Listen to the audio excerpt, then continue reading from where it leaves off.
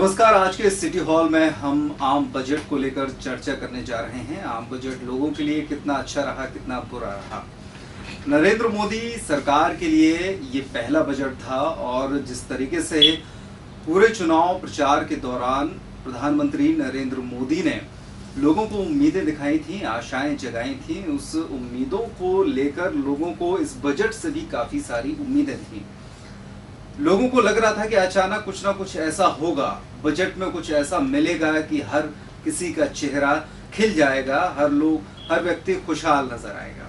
लेकिन पूरे देश का बजट संभालना, पूरी व्यवस्थाएं बनाना ये इतना आसान नहीं है और सभी के चेहरे पर खुशी ला पाना ये बड़ा मुश्किल सा काम है।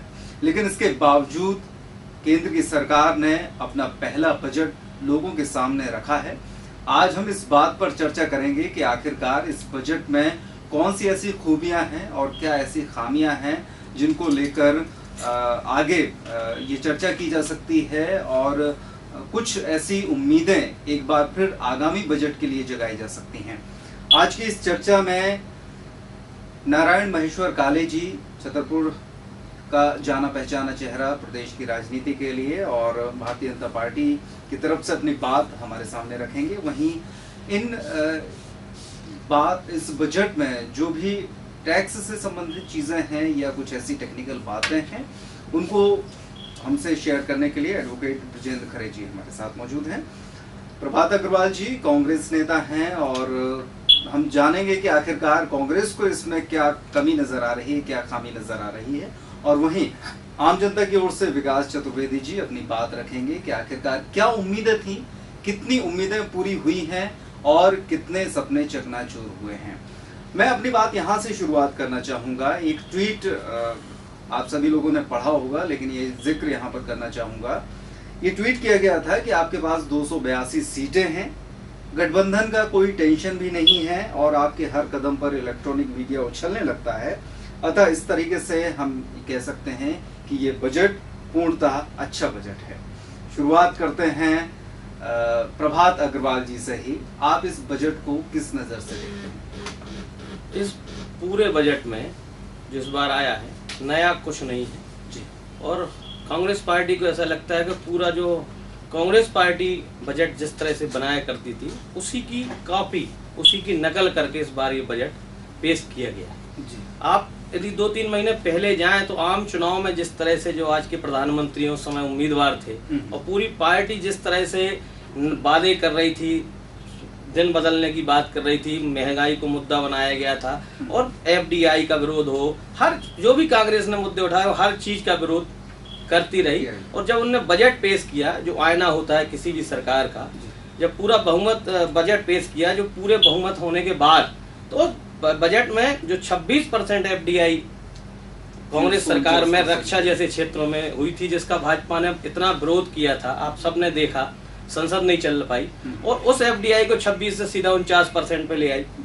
जबकि हम समर्थक दल के साथ काम करके बाद बड़ी मजबूरी में हम चाहते थे 49%, हम उसका स्वागत भी करते हैं, लेकिन विरोध हमारा इस बात पर है कि जिस मुद्दों पे आप हमारा लोकसभा में विरोध करते थे, देश में आपने जिस विरोध के दम पर वोट पाया, जब आप सत्ता में आए हैं और उसी जनता के साथ आपने उन्हीं मुद्दों को आगे बढ़ाया है, तो फिर विरोध किस बात का आप करते रहे? यानी कि कांग्रेस की नीतियों का ही अनुसरण पूरा आप बजट उठा लें और पिछले साल का चिदम्बरम जी का बजट रख लें और आप मिला लें, उन योजनाओं को रख लें, उस पर रख लें।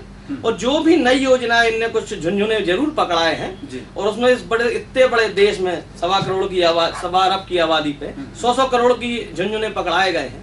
बहुत सी योजनाएं हैं, 29 योजनाएं हैं। आप पूरा बजट पढ़ेंगे तो उसमें 29 योजना इस तरह की हैं जिसमें मात्र 100 करोड़ रुपए केवल दिखाने के लिए कि लगे कि नहीं साहब मोदी जी ने 400 सभाओं में भाषण दिए थे तो उसमें से हमें भाई कुछ देना है, केवल मात्र रस्म अदायगी है, ऐसे कह सकते हैं जैसे अपन सगुन के तौर पे 11-11 रुपए का टीका करते हैं, केवल सगुन के रूप में सेंट्रल बजट में 100 करोड़ रुपए किसी योजना को देना, ऐसा है।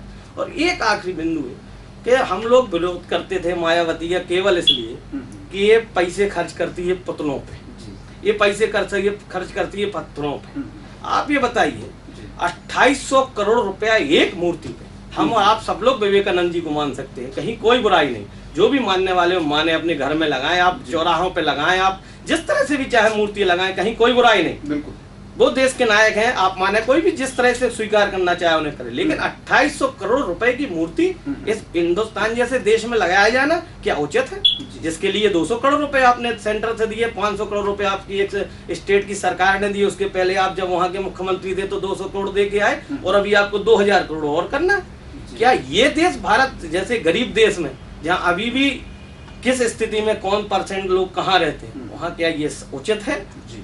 ये इस देश की अब जनता को देखना है कि जिसने जिस झूठे वादे करके जो सरकार में आए हैं वो किस तरह से अब सरकार बनाने के बाद किस तरह से कार्य कर रहे हैं, ये पूरा देश देखेगा। कांग्रेस का काम जो है लोगों को बीच में बताना, वो काम कांग्रेस करेगी। काले जी, ये बात तो खैर वित्त मंत्री बहुत अच्छे से जान सकते हैं, केंद्र की बात है, बजट बनाना उनका काम है, लेकिन जहां तक नीतियों की बात है, सिद्धांतों की बात है कि जिन मुद्दों पर भारतीय जनता पार्टी ने विरोध दर्ज किया, FDI जैसे मुद्दे, जहां इंश्योरेंस सेक्टर की बात करें या फिर रक्षा सेक्टर की बात करें, उसमें जब उस दौरान भाजपा ने जमकर विरोध किया, और आज 49% की बात, मूर्ति की बात अगर करें तो 200 करोड़ रुपए सरदार पटेल की मूर्ति को दिए जा रहे हैं। वहीं थोड़ा सा ये जरूर लगता है कि बेटी बचाओ और बेटी पढ़ाओ के लिए मात्र 100 करोड़ रुपए का बजट, क्या कहेंगे? मेरे मित्र अभी, मैं अनुज कहूंगा जी, बड़े विस्तार से अपनी बात रख रहे थे। मैं एक बात बता दूं कि भारतीय जनता पार्टी ने पार्लियामेंट के अंदर FDI का विरोध किया था, लेकिन कौन सी FDI? रिटेल में FDI का भारतीय जनता पार्टी ने विरोध किया था। इसलिए विरोध किया था कि यदि रिटेल में FDI आ जाएगी तो हमारे लाखों करोड़ों जो छोटे दुकानदार हैं जी, वो घर बैठ जाएंगे। भारतीय जनता पार्टी ने कभी भी FDI का रक्षा क्षेत्र में या इनकम टैक्स और इंश्योरेंस सेक्टर में कभी भी विरोध नहीं किया। हम आज भी कहते हैं, मैं अपनी बात रख दूं, आप बात रख लें, लेकिन आप रख लीजिए, मैंने आपकी बात में हस्तक्षेप नहीं किया। बोलिए, आप बोल लीजिए। नहीं, आप बता लें उसके बाद।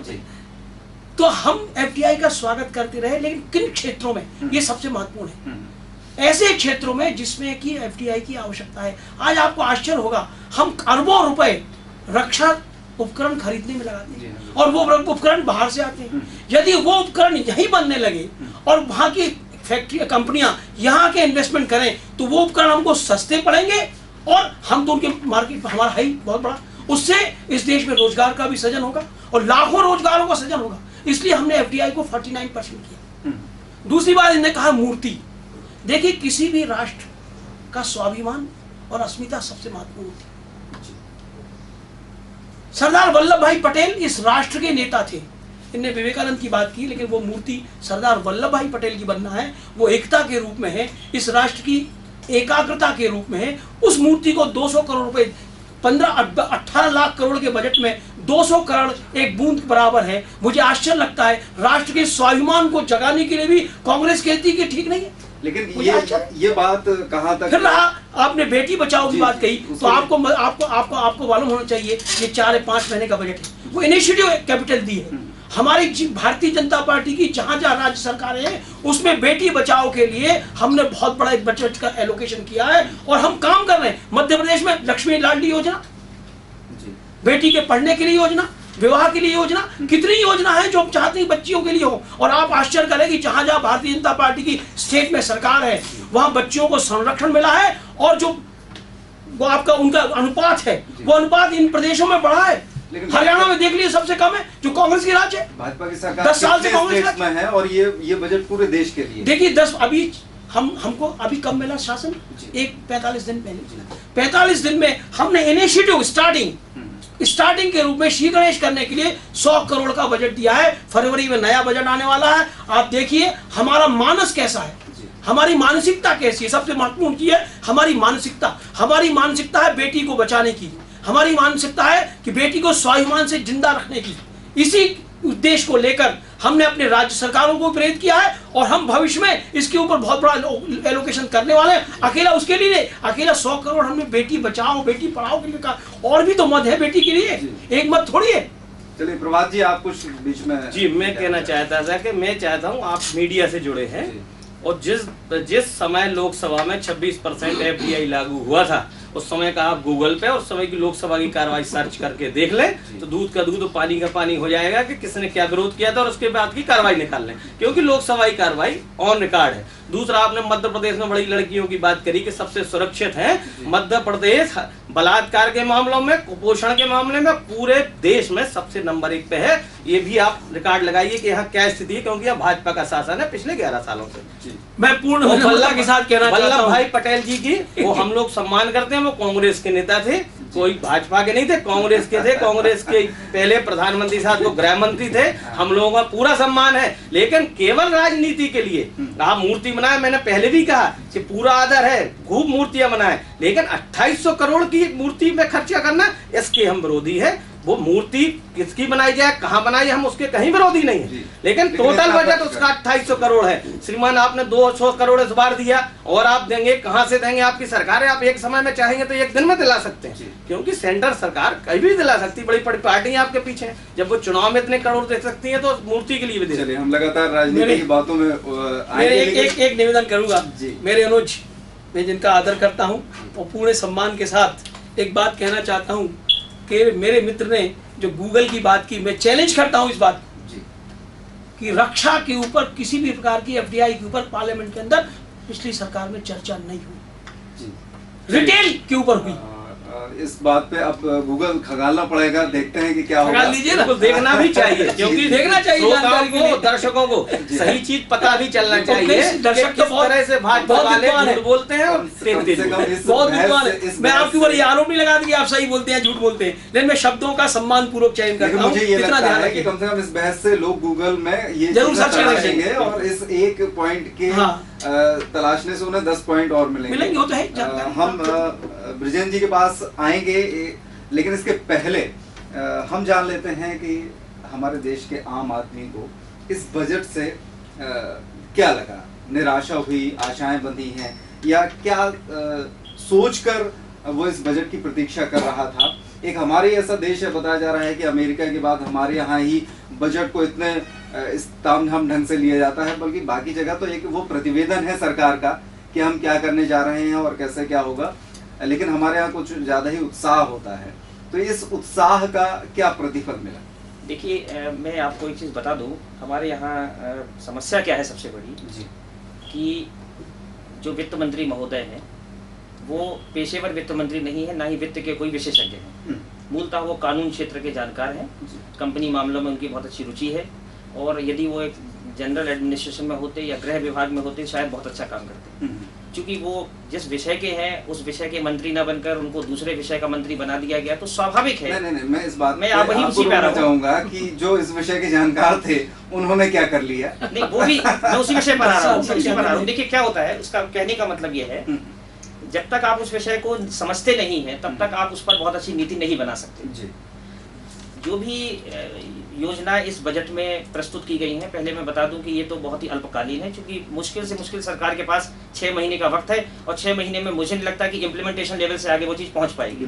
तो बहुत कुछ उसमें नहीं होने वाला। एग्जीक्यूशन तो बहुत बड़ी बात है, केवल घोषणाएं हो जाए, बहुत सारी चीजें, मसलन जैसे उन्होंने कहा कि स्मार्ट सिटी बनाने के लिए 7000 करोड़ रुपए हम देंगे, और स्मार्ट सिटी कितनी बननी है, 100 स्मार्ट सिटी बननी है। अब एवरेज लगाया जाए तो 70 करोड़ रुपए निकलना है, वो तो छतरपुर के लिए पर्याप्त नहीं है अगर देखा जाए तो कुछ योजनाएं तो केवल योजनाएं रहेंगी, वही है जो झुंझुने वाली वो कुछ योजनाएं रहेंगी। मुझे ऐसा लगता है कि जो बेसिक चीज है, जिस चीज पर शासन में आए थे अच्छे दिन आएंगे, ये कहीं ना कहीं छूट रहा है। आम जनमानस को आपके तामझाम से कोई मतलब नहीं होता, उसको टेक्निकलिटीज से कोई मतलब नहीं होता, उसको ये पता होता है कि at the end of the day उसकी पॉकेट में बचना क्या होने वाला है, क्या पैसा बचेगा। और जब वो देखता है कि महंगाई 8% की दर से बढ़ती जा रही है, सब्जियों के दाम बढ़ते जा रहे हैं, पेट्रोल और डीजल को आपने कह दिया, डीरेगुलेट कर दिया कि हर महीने वो रेगुलरली बढ़ने वाले हैं, तो सबसे बड़ी चीज है हम और आपके लिए, जो आम आदमी है, बहुत मतलब बेसिक जो आदमी है, जिसके लिए रोज का खर्चा चलाना बहुत मुश्किल है, वो कैसे सरवाइव करेगा इस 8% की अगर उससे बढ़ेगा। भले आपने इनकम टैक्स में कुछ रिबेट दे दी हो, लेकिन वो किन के लिए है? मुश्किल से 5% इनकम टैक्स उसमें हेल्प ले लेंगे। बाकी तो आम आदमी जिसकी रेगुलर इनकम नहीं है, जिसके लिए कोई वो नहीं है, जो अपना डेली बेसिस पर काम करता है, उसके लिए कैसे सरवाइव करेगा, ये बहुत मुश्किल बात। और इस पर कहीं भी पूरे बजट में मैंने अध्ययन किया, कहीं कोई चर्चा नहीं है, ये सबसे बड़ा। चलिए, तो इन बातों पे अभी फिर से लौटते हैं, थोड़ा सा एडवोकेट ब्रजेंद्र खरे जी से जानते हैं। ये जो टैक्स की बात हुई है, थोड़ा सा एक मध्यम वर्ग को खुश करने की कोशिश की गई है कि टैक्स की राशि जो उसमें छूट की राशि बढ़ाई है, इसके अलावा भी और टैक्सेशन, लेकिन बहुत से लोगों का यही कहना है कि केवल कुछ फेरबदल भी यहाँ के वहाँ किए गए हैं, बहुत ज़्यादा कुछ नहीं। थोड़ा सा हम उस पर चर्चा करें। देखिए, राजनीति के बीच में, मैं राजनीति का व्यक्ति तो हूँ नहीं हूँ, राजनीति के बीच में ये सब इनकम टैक्स के बारे में आपने जानना चाहा। सबसे पहले तो मैं ये कहूँगा कि ये इनका जेटली साहब का उत्साहित बजट है ना। इतना कम समय मिलने के बाद भी अगर उन्होंने कई बिंदुओं पर प्रकाश डाला है तो देश को नई दिशा देने की बात की है। अब वो बात ऐसी है कि जैसे भूमि पूजन किया आया, बिल्डिंग क्या बनेगी वो बात है, लेकिन भूमि पूजन जो है पुरजोर तरीके से किया गया है इस बात को। और इसमें आपने कहा कि टैक्स के रूप में, तो टैक्स के रूप में ठीक है, हमारे देश में 5% या जितने भी लोग टैक्स पेयर हैं उनको एक राहत तो मिली, जो कि एक लंबे समय से मांग कर रहे थे कि कहीं ना कहीं हमको रिलीफ दिया जाए, क्योंकि अब इतनी महंगाई हो रही है और उसमें उनको राहत चाहिए थी। तो वो चिदम्बरम साहब ने या तो ये कहें कि अपनी विद्वत्ता या चतुर राजनीति के रूप में ये सब जेटली जी ने चतुर राजनीति के रूप में ये हमारे सामने रखा है।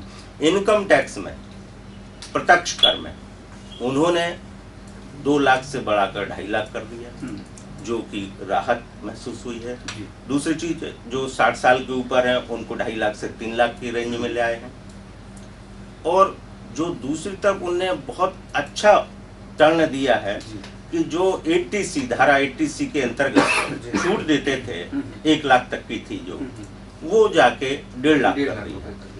और इससे भी अच्छी बात कि जब आपकी जेब में पैसा आ रहा है तो उसको कहाँ लगाएं आप, बचत के रूप में। उन्हें पीपीएफ में जो लिमिट थी 1 लाख तक की, वो 1.5 लाख तक कर दी। लेकिन सर, मैं ये कहना चाह रहा हूँ कि जो छूट जो आदमी उम्मीद कर रहे थे, उम्मीदें तो ज्यादा थी, और ज्यादा इसलिए भी थी, जैसे कि हम बात कर रहे हैं कि महंगाई की, कि इतना छूट देने पर अगर व्यक्ति का जो टैक्स जो बचत हो रही है वो मात्र 5,000 रुपए है, लेकिन इस महंगाई से उसका 40,000 रुपए अतिरिक्त खर्च हो रहा है, तो केवल ऊंट के मुंह में जीरे के बराबर। देखिए, अगर एक उदाहरण दूं मैं, एक पड़ोसी को कोई अच्छी आदत डल जाए तो उसको उत्साहित करना चाहिए। अगर हमारे वित्त मंत्री जी को एक अच्छी आदत डली देने की, तो इसको हमको एक उत्साहित करना चाहिए, सपोर्ट करना चाहिए।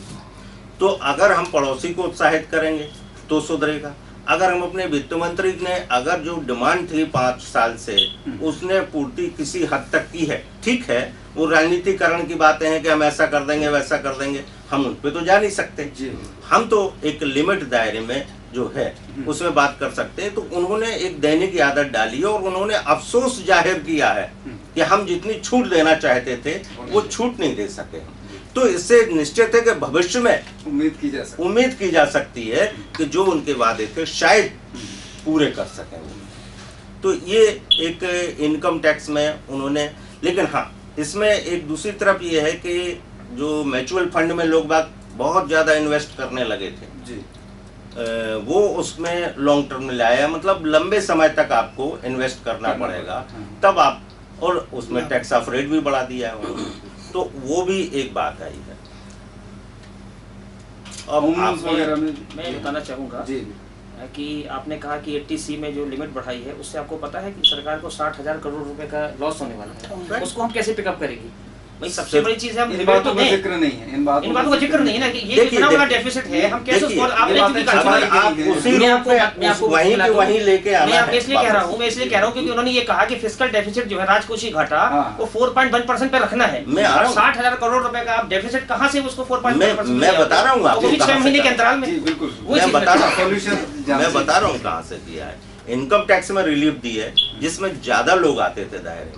अब उन्होंने सर्विस टैक्स में आई है। अब सर्विस टैक्स में जब आए हैं तो उनने स्कूल के रेंट, स्कूल की बसों इसमें सर्विस टैक्स के दायरे में ले आए हैं वो। आम आदमी लेकिन की इससे क्या होगा? चीज में आम बढ़ाया आदमी है। का जीवन प्रभावित होगा, शिक्षा महंगी हो जाएगी। बिल्कुल होगा। आप नहीं, सोचिए ना, और आज मैं अपने बच्चे को अच्छी तरह बताया 1000 रुपए मंथली छूट मिली है, प्राइवेट उसको स्कूलों के सर्विस लिए टैक्स है में ये। बढ़ा के मैं आपको उन्होंने बताना छूट चाहूंगा, उससे ज्यादा वसूल 1000 भी करी। रुपए ये अपने प्राइवेट बच्चे का को सुन जी, लेते हैं, जी, उनका जी। सुनते हैं कि आखिर कैसे वो करेंगे, फिर हम इस पर जी। ये प्राइवेट स्कूलों के लिए है। प्राइवेट स्कूलों में वो लोग जाते हैं, उनके बच्चे जाते हैं जिनके पास आय के साधन ज्यादा हैं। जी। अगर 10-20 लाख रुपए साल की इनकम है, अगर उनसे 500 रुपए ज्यादा लिया जाएगा प्रति माह, तो मेरे ख्याल से तो नहीं कोई फर्क नहीं आएगा। ये तो लेकिन injustice है, सामान्य जनता के ये तो बच्चे नहीं injustice जाते है, प्राइवेट नहीं, स्कूलों में। ये injustice है, गलत मतलब है, private गलत school में बात पढ़ाना है। वो injustice है। बच्चों ये पे गलत बैठ के उदाहरण है। नहीं वकील मैं इन साहब चीजों बहुत को नहीं गलत मानता। बात कर रहे हैं। 10-20 लाख रुपए कमाने वाला यहाँ- प्राइवेट स्कूल में यहाँ नहीं, तो फिर आज की सामा- तारीख में यदि कोई 5000 भी कमाता है तो वो चाहता है कि उसका बच्चा भी और- प्राइवेट और स्कूल फिर में यहाँ पढ़े, सामान्य क्योंकि व्यक्ति की उसको परिभाषा भी परिभाषा भी नहीं है। उसको मिडिल अलग स्कूल करना। में पढ़ाई नहीं मिलती। एक मिनट,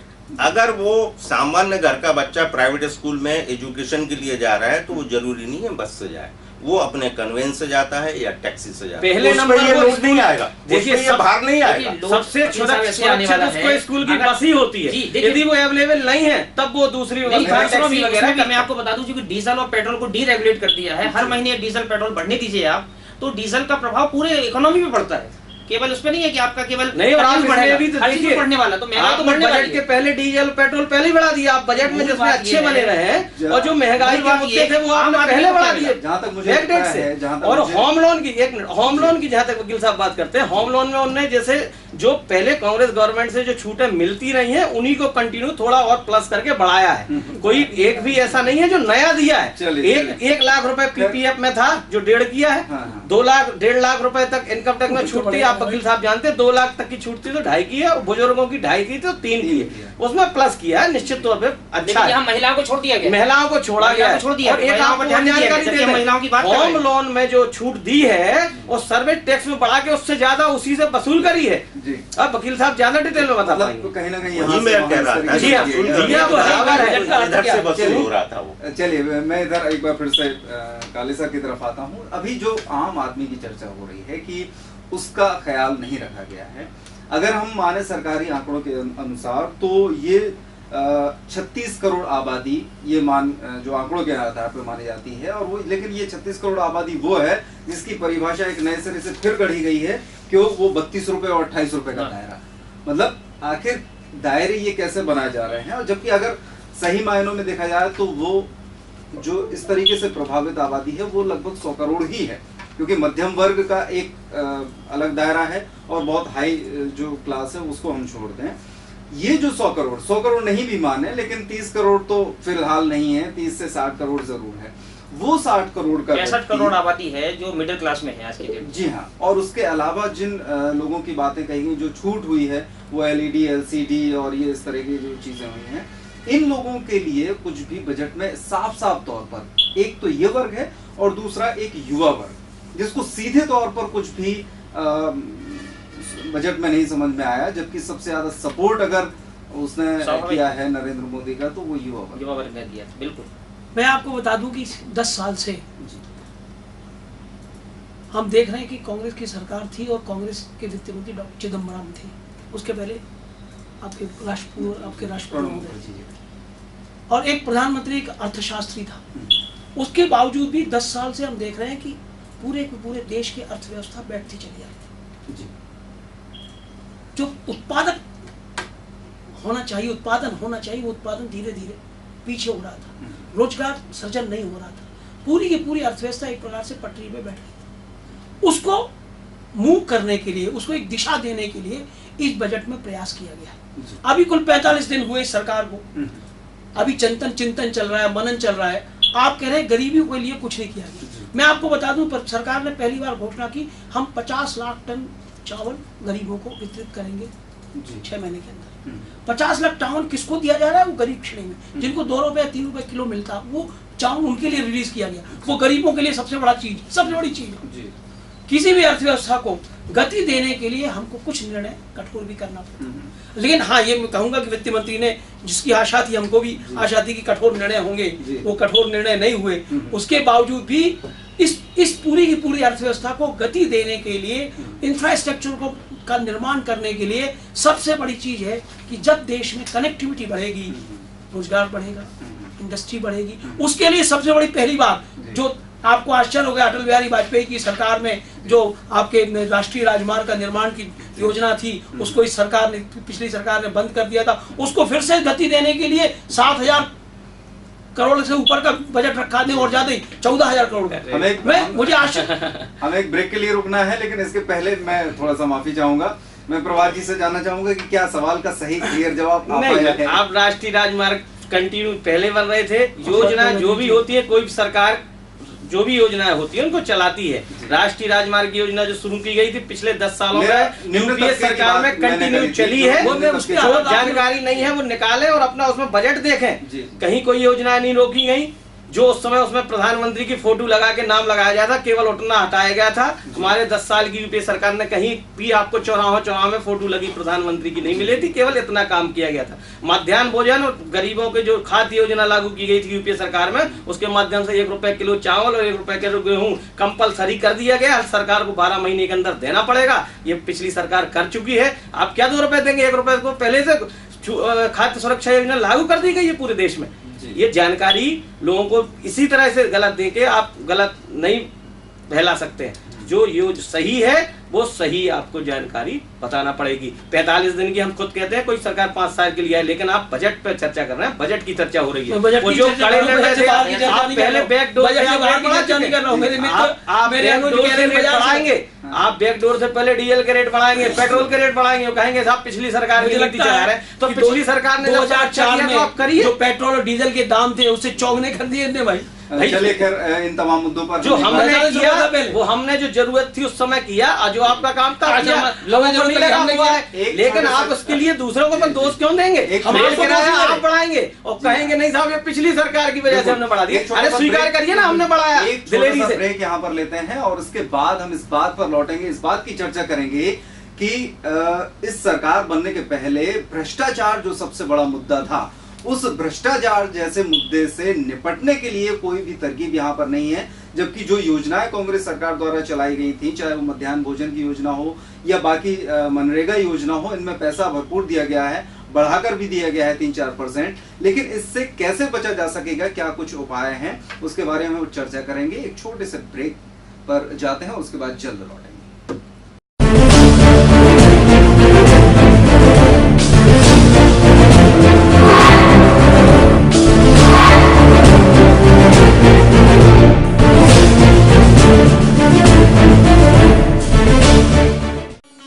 ऑफिस और काम की थकान के बाद मन चाहता है सुकून के 2 पल, और इन्हीं पलों के लिए जिंदगी की जमा पूंजी में से हम देखते हैं एक हसीन और सुरक्षित आशियाने का ख्वाब। हम बदलते हैं आपके ख्वाबों को हकीकत में, क्योंकि अपना घर अपना ही होता है। पेप्टिक टाउन, कल के लिए एक सुरक्षित निवेश।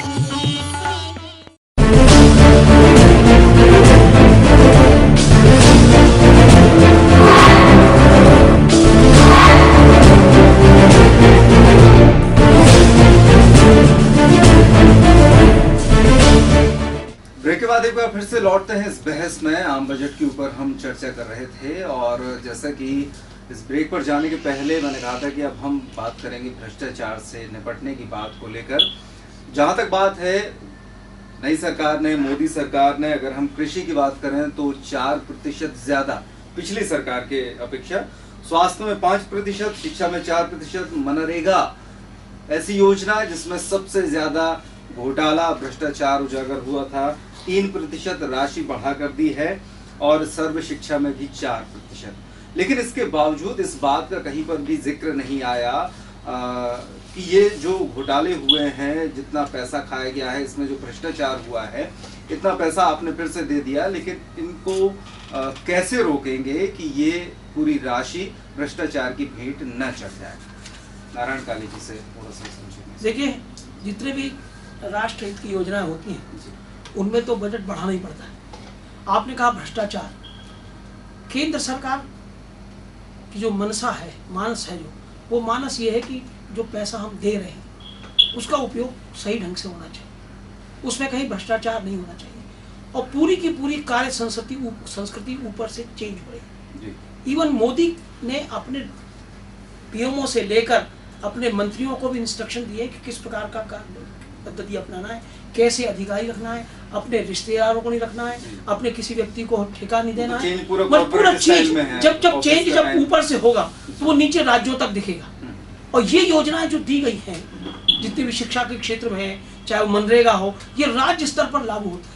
वहां भी केंद्र सरकार को एक नया मैकेनिज्म बनाना पड़ेगा जिससे इनकी मॉनिटरिंग ठीक ढंग से हो सके। ये बात आपने सही कही कि पिछले वर्षों में मनरेगा में बहुत ज्यादा भ्रष्टाचार हुआ, लेकिन जो मोदी सरकार की जो मानस है मनरेगा के संबंध में, मनरेगा को मोदी सरकार कोशिश कर रही है इसको उत्पादक इसमें जोड़ने का। अभी क्या होता था, मनरेगा आपने ठीक है, मनरेगा का पैसा आपने पंचायत में जमा कर दिया, उसने मनमाना, उसकी कोई योजना नहीं है, उसने बिना योजना के उसको खर्च कर दिया। अब आपको निश्चित योजना, जैसे कोशिश ये चल रही है कि मनरेगा को रेलवे से जोड़ दिया जाए। यदि मनरेगा को रेलवे से जोड़ दिया जाए तो जितना अर्थवर्क रेलवे में होता है वो मनरेगा के थ्रू होगा तो आपको निर्माण दिखेगा। अभी मनरेगा में इतना पैसा खर्च होता है, आप आश्चर्य कहो कि निर्माण कहीं दिखता ही नहीं है। इसको इंफ्रास्ट्रक्चर को खड़ा करने के लिए यदि मनरेगा का उपयोग हो तो भ्रष्टाचार भी कम होगा और निर्माण भी दिखेगा। ब्रिजेन जी, जैसे कि बात आ रही है भ्रष्टाचार की, मान लीजिए इसके बावजूद भ्रष्टाचार होता है, लोगों की जेब में, नेताओं मंत्रियों की, अफसरों की जेब में पैसा आता है, तो क्या कुछ ऐसा प्लान है तैयार? इस बार वित्त मंत्री जी ने बहुत, जैसे मैंने शुरू में कहा था, चतुराई के साथ बजट दिया है। अभी लोगों की समझ में नहीं आई ये बात। इसमें क्या किया है उन्होंने कि प्रत्येक व्यक्ति को कोई भी इन्वेस्टमेंट कर रहा है तो उसको एक डीमेट अकाउंट लेना पड़ेगा, डीमेट अकाउंट नंबर, उसके द्वारा ही वो इन्वेस्टमेंट कर सकेगा। तो अगर किसी व्यक्ति के पास नंबर 2 का पैसा आ रहा है, वो इन्वेस्टमेंट कर रहा है, तो उसमें नेट पे आपको आसानी से पकड़ में आएगी कि ये पैसा इतना इस व्यक्ति के द्वारा इन्वेस्ट किया गया। जरा इसको सरल शब्दों में ऐसे समझाने की कोशिश कीजिए, मैं भी समझूंगा। कि मान लीजिए मेरे पास 2 करोड़ रुपए है और मैं फला जगह पे जमीन खरीदना चाहता हूँ, तो वो क्यों डीमेट अकाउंट खुलवाएगा? क्या कंपल्सरी है उसके? बगैर डीमेट के आप रजिस्ट्री नहीं हो पाएगी जी। ये बात, आप LIC लोगे, डीमेट अकाउंट डालना पड़ेगा। आप बैंक खाता खुलाओगे, डीमेट अकाउंट डालना पड़ेगा। तो कोई एक लिमिट होगा कि इतने राशि खर्च करने पर या इतने इन्वेस्ट करने पर? नहीं, अभी ये कंसेप्ट क्लियर नहीं है पहली चीज तो, क्योंकि बजट में ये सब बातें बाद में आती हैं। लेकिन उसका जो सार तथ्य ये है कि आप कोई भी इन्वेस्टमेंट करोगे वो नंबर डालना पड़ेगा, जैसे कि इनकम टैक्स में आपको पैन नंबर डालना ही पड़ेगा। ठीक इसी तरीके से प्रत्येक फॉर्म में आपको डीमेट अकाउंट नंबर डालना पड़ेगा। और उसके ऊपर एक होगी KYC, जो इस बात को चेक करती रहेगी कि ये कहाँ गड़बड़ हो रही है, बात कहाँ से ये इन्वेस्टमेंट आ रहा है, कहाँ इन्वेस्ट हो रहा है, ये पैसा कहाँ से आ रहा है, कहाँ जा रहा है, इस बात की भी चेकिंग होती रहेगी। तो ये एक इनडायरेक्ट रूप में, जिसमें लोगों को पता भी ना चले और भ्रष्टाचार उजागर भी हो सके, ये बहुत अच्छे तरीके से रखा। दूसरी चीज, इन्होंने एक आयोग का गठन किया है, वो भी छुपे रूप में भ्रष्टाचार ही देखेगा, लेकिन उसको इन्होंने दिया है एक आयोग का नाम कि जो कम खर्च कैसे करें। प्रत्येक विभाग, मंत्रालय से लेकर विभाग तक, वो उसके लिए मार्गदर्शन देगा वो आयोग, और उसके गाइडलाइन में ही इनको अपने खर्च लिमिट में करना पड़ेंगे। ये बहुत अच्छी बात है इस बजट में। प्रभात जी, जैसा कि ये चर्चा हो रही है कि बहुत अच्छे ढंग से ऐसा किया गया है, जैसा कि आप लोग कहते रहे हैं और ये चर्चा कई बार आई है कि नरेंद्र मोदी ने अपनी प्रचार सभाओं में और टेलीविजन के प्रचार में करोड़ों रुपए बहाया है। अडानी और अंबानी बंधुओं का नाम आता है कि इन लोगों द्वारा पैसा लिया गया है और इतना पैसा खर्च किया गया है, तो पैसा ये वापस तो लाना पड़ेगा और उनको चुकाना पड़ेगा, देना पड़ेगा। तो क्या भ्रष्टाचार कम हो सकेगा? आपको नहीं, लगता बिल्कुल है? नहीं हो सकेगा। और आप इस बजट में भी देख लें, जो पूरा बजट वैसे ही चलेगा जैसा कांग्रेस के ज़माने सबसे में ज्यादा कंस्ट्रक्शन में पैसा दिया गया है। कांग्रेस सरकार में कहीं कोई नहीं चले। जो भी मुद्दे भाजपा द्वारा चुनाव जीतने के लिए झूठे उठाए गए थे, अब वो इनकी सरकार है, सब जांच में है और आप कुछ दिन में देख लीजिएगा, सब मुद्दों की हवा सब निकल जाएगी इसी बजट की तरह और सब खोखले निकलेंगे, क्योंकि ये केवल झूठे आरोप थे जो केवल त्रुटि या हिसाब की त्रुटियों के लगवाए गए थे और वो सामने आए। लेकिन जनता अपने देश की जल्दी कोई चीज, जो चीज जैसी समझ लेती है वो उसका है, वो सब समझ में आ जाए। अब तो उनकी सरकार है, अब तो ये भी नहीं कह पाएंगे कांग्रेस की, CBI कांग्रेस की है, अब सब इनका है, अब ये सब कर लेंगे। अब वो बात अब आप अलग हो जाएंगे। विकास जी, युवाओं जहाँ तक मनरेगा में भ्रष्टाचार की आप बात कर रहे थे, देखिए मनरेगा बहुत अच्छी योजना पिछले यूपीए सरकार की देन है, जिससे गाँव में जहाँ हमारी खेती आज जैसे इस बार वर्षा कम हो रही है, सबसे ज्यादा भ्रष्टाचार उसी में भ्रष्टाचार देखने की जिम्मेदारी राज्य सरकारों की है। जी। सेंट्रल सरकार इसमें आप योजना में आप पढ़िए, उस योजना तो में राज्य सरकार ने भ्रष्टाचार ज्यादातर आप ही के नहीं, जहाँ भाजपा की है क्या वहाँ मध्य प्रदेश में पिछले 11 साल से तो यहाँ भ्रष्टाचार नहीं है। ये चूंकि या फिर आप ये कह लीजिए यहाँ भाजपा की है तो ये भ्रष्टाचार करा रहे हैं, और जहाँ कांग्रेस की वो कर, ऐसा नहीं।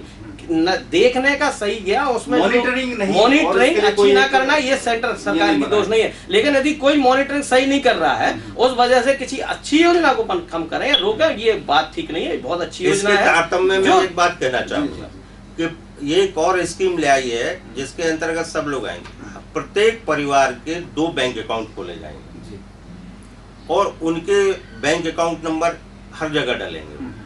तो अगर आप भ्रष्टाचार कर रहे हैं तो उन बैंक अकाउंट में आ जाएगा वो अमाउंट कि ये कहाँ से आया, वो कंपलसरी कर दिया है इस बजट में। देखिए जिसके पास खोलने के लिए पैसे हैं वो पहले भी खोले हुए हैं, पहले तो उसके पहले जो गैस का जिसके पास नंबर था उनको भी कंपलसरी था, केवाईसी लगाना पड़ रही थी, बैंक अकाउंट भी खोलना पड़ा था, एक गैस सिलेंडर एक साथ इतना वो खोलो, वो पहले खोले हुए हैं, कोई नई बात नहीं है। रास्ते तो निकल आते हैं सब नहीं खुले हुए हैं। और इस देश में आप देखिए तो कितनी % आबादी है जो बैंक जाने लायक नहीं है, जो कहां से अकाउंट खोलेगी उस आबादी के लिए इस बजट में कुछ नहीं किया गया है। और एक और मुद्दा जी, बहुत ये सरकार पूरी लगी रही थी काला धन, इस पूरे बजट आप पढ़िए कहाँ है काला धन वापस लाने के लिए, कौन सी इसमें वो बनाई गई है इस देश को इस तरह से हमें काला धन वापस ला रहा है। बजट के माध्यम से काला धन कभी नहीं आता है, उसके लिए सुप्रीम कोर्ट ने SIT नियुक्त कर दी है, गवर्नमेंट ने SIT बना दी है। SIT बनाओ गवर्नमेंट ने नहीं, गवर्नमेंट ने वित्त मंत्री ने कहा कि हमने स्विस बैंक को पत्र लिखा है कि वो नाम बताएं कि वहाँ किनका पैसा जमा है। 15 दिन में चुनाव के पहले काला धन आ जाए। काला धन दूर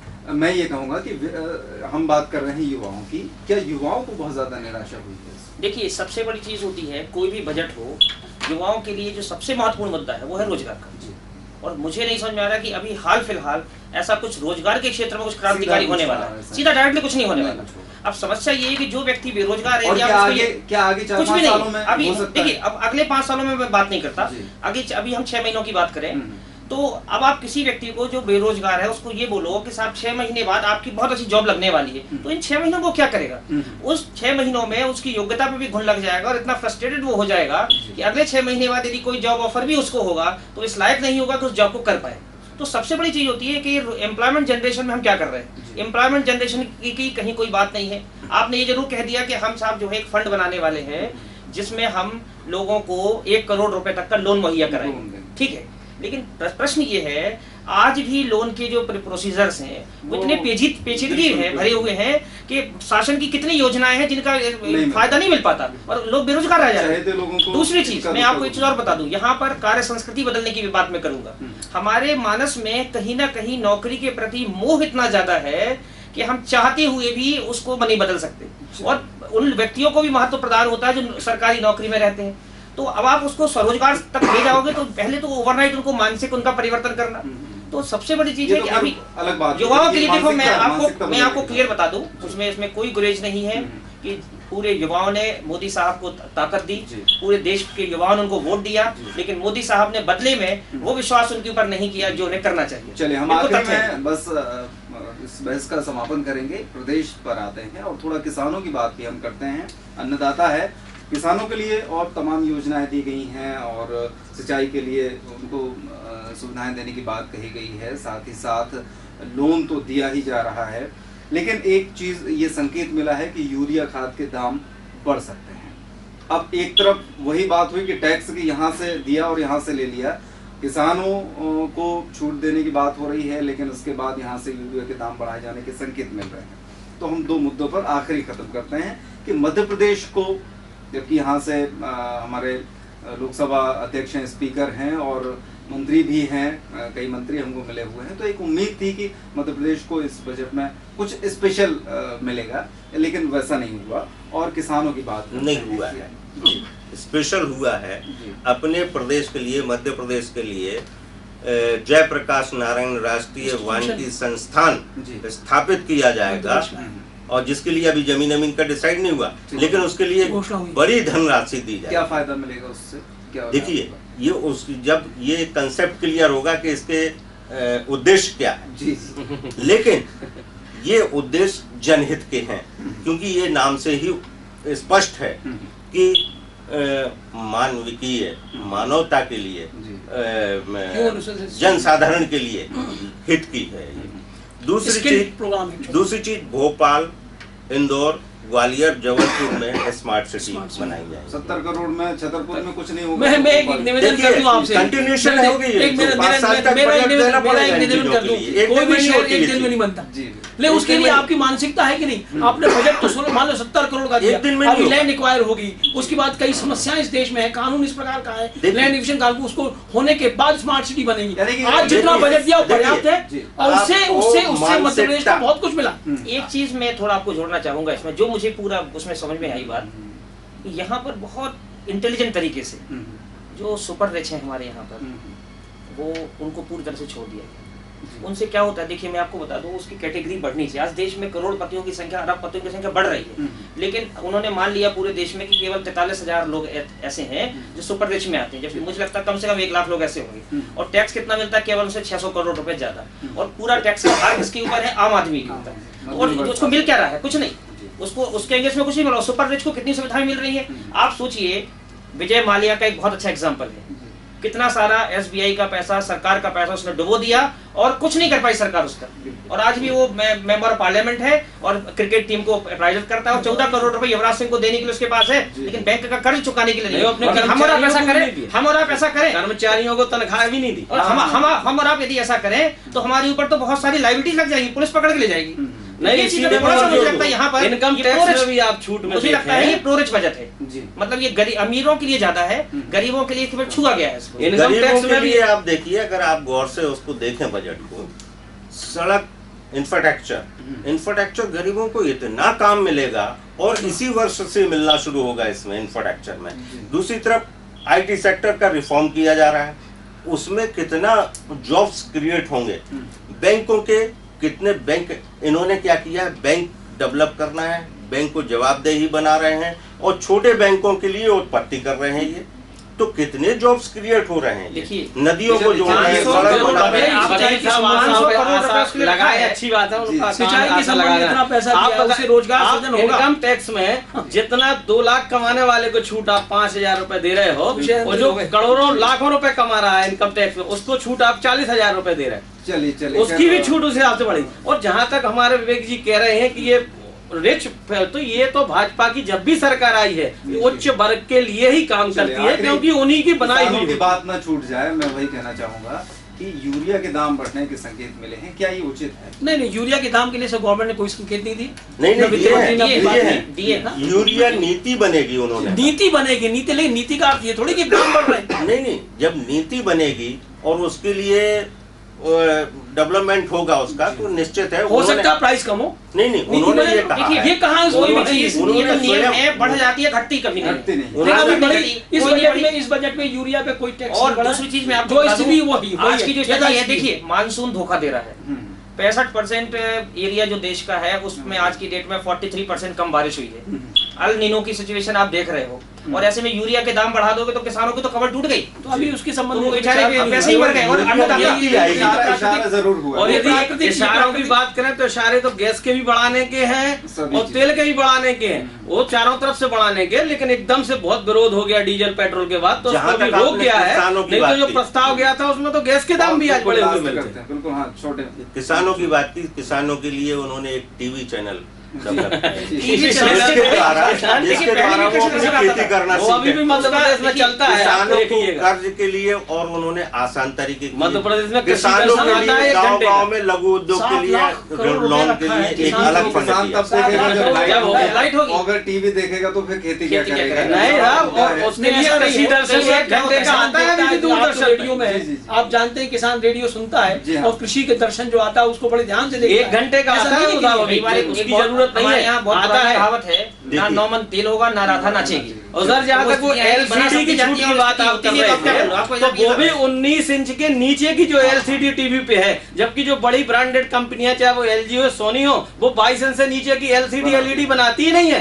तो इस तरह की छूटें देखें, लॉलीपॉप ज्यादा पकड़ाया गया है, बाकी घूम फिरा के लूटा जरूरी है। जो वकील साहब लोग जब अध्ययन करेंगे तो समझ लेंगे। आज की इस बात को हम यहीं पे समाप्त करते हैं। आम बजट की बात हो रही थी, कितना अच्छा और कितना बुरा है लोगों के लिए। इस पूरे बहस में कुछ चीजें निकलकर सामने आई हैं कि आखिर ये पहला बजट था और दूरदृष्टि को रखते हुए या आगामी दूरगामी योजनाएं इस बजट के माध्यम से रखी गई हैं। जो 100 करोड़ के प्रावधान किए गए हैं, उस 100 करोड़ को आगामी बजट में भी और राशि बढ़ाकर उनको डेवलप किया जाएगा, आगे बढ़ाया जाएगा। और उम्मीदें हैं, जैसा कि शुरू में कही गई थी, कि अगर कुछ अच्छा हो रहा है तो उसकी हमें तारीफ करना चाहिए और उसके लिए तैयार होना चाहिए। और एक बात और है कि बचने की कोशिश जरूर की गई है, थोड़ा सा लुभाने की कोशिश की गई है। जो 100 करोड़ रुपए के जो फंड बनाए गए हैं वो लुभाने की कोशिश की गई है। और ऐसे में चेतन भगत का भी कथन था कि जो जोखिम नहीं ले रहा, या मतलब जोखिम न लेना सबसे बड़ा जोखिम कि अगर आप कुछ जिसकी उम्मीद थी जो नया करने की, कुछ एक्स्ट्रा ऑर्डिनरी करने की, वो नहीं हुआ है।